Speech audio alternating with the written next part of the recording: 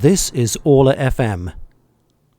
A warm welcome to my world, Walker's World on ORLAfm.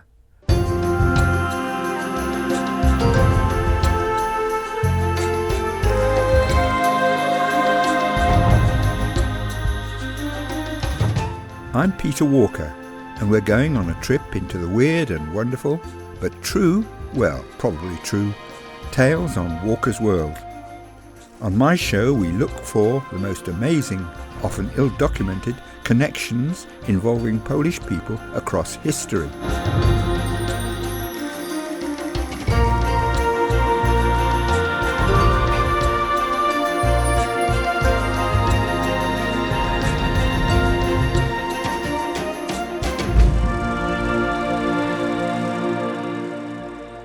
This time in a sombre mood. Why is April a cruel month in Polish history? For starters, there was an air disaster at Smolensk on 10th of April 2010, when many distinguished Poles died.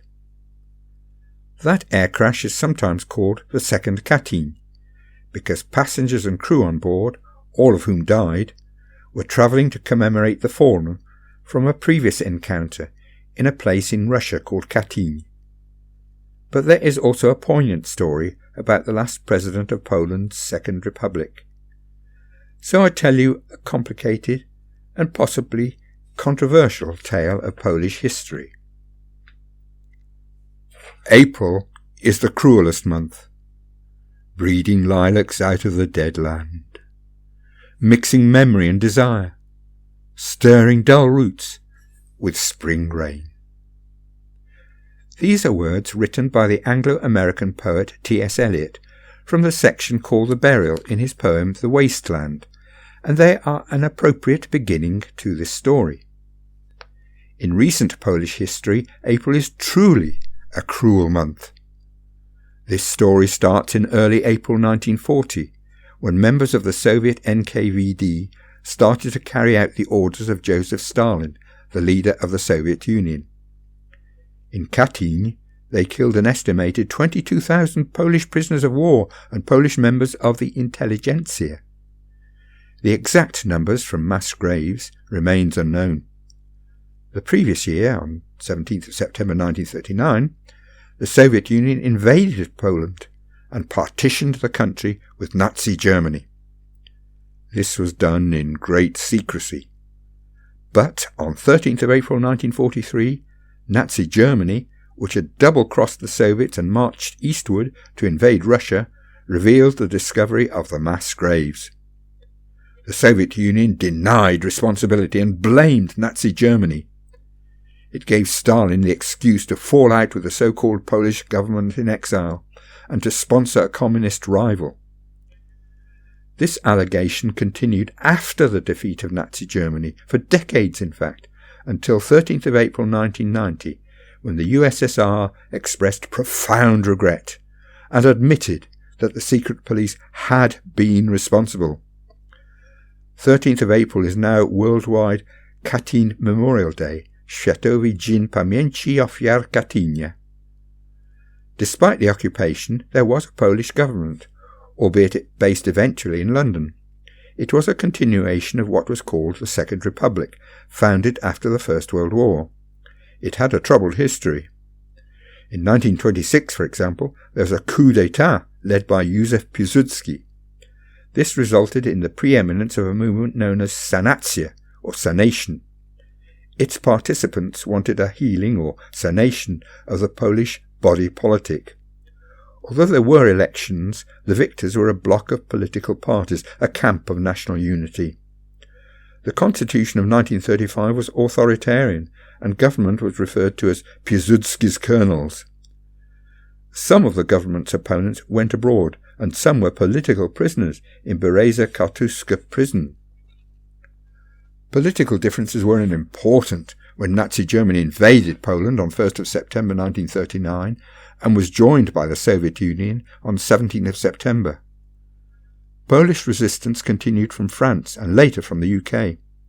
The Polish government in exile continued eventually from London, and it had a basis in law. The constitution provided for a continuation of the government should Poland be occupied, so it was not just a government in exile. Many of its members had opposed Piłsudski's coup d'etat in 1926.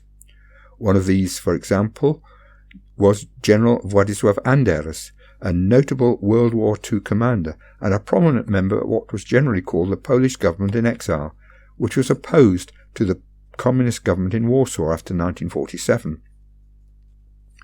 The last president in exile was appointed in 1989. He was Ryszard Kaczorowski, who, like his predecessor, had an eventful life.